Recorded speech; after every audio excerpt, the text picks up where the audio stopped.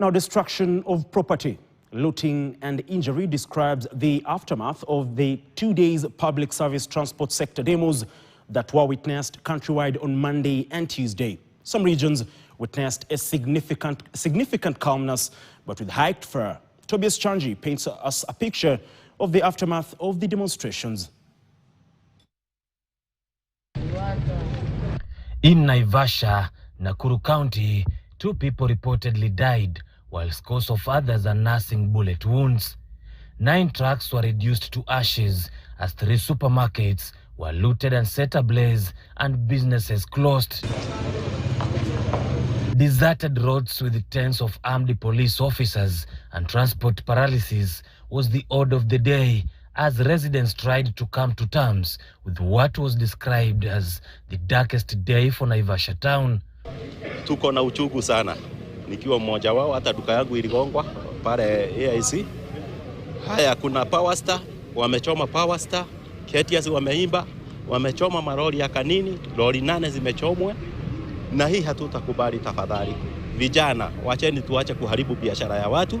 Sisi ni wakulima wadogo. Sasa ukikuja kuharibu biashara yangu na ni mimi nimekuajiri, biashara imekuuliza nini? Sisi tuko hapa tunapigania mafuta. Mafuta na biashara inakujia wapi? Bei ya mafuta imeenda juu. Imeaffect hata sisi. Ndio tunafaa tusichome barabara yetu. Sisi tuende go slow ya barabara, lakini sio kufuja duka ya mtu. During the looting spree, 2 middle-aged men were shot dead. Scores of others were left nursing bullet wounds, including one who was left with a bullet lodged in his head. Ningetaka pia kuomba serikali kuu. Issue ya mafuta ni issue inaweza watu waketi na waweze kuzungumza.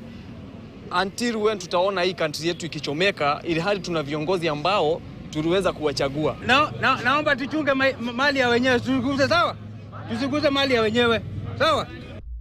In Molo Town, area MCA Joseph Ngware and Molo Vocational Training College principal Nicholas Koech have condemned an attack and vandalism on the institution, saying this will derail learning. Kwa sababu tumeona maneno ambayo ilifanyika jana haikuwa maandamano. Kwa sababu kama ingekuwa ni maandamano, hatungepata mambo kama hii yenye imefanyika hapa Polytechnic na sehemu zingine za hapa Molo. Tulifahamiwa na mavijana ambao walikuwa nafanya demonstration town, wakapora mali mingi sana hapa shule, vioo za madarasa, waliweza pia kuingia kwa madarasa zetu za kufunza. Tulikuwa tumekuja shule, lakini mida ya saa 4 saa 6 tukaanza kusikia mawe zimeanza kurushwa ndani ya shule. Mimi nafanya electrical, so pale hivyo kwa electrical tuliibiwa masimu sisi wanafunzi. Walitukasirisha sana. Sasa nilikuwa nasema hata kama nini Ruto afanye tu kitu. In Mombasa, however, a significant calmness was witnessed as motorists, especially in the Matatu sector, returned to the road even before calling off the strike.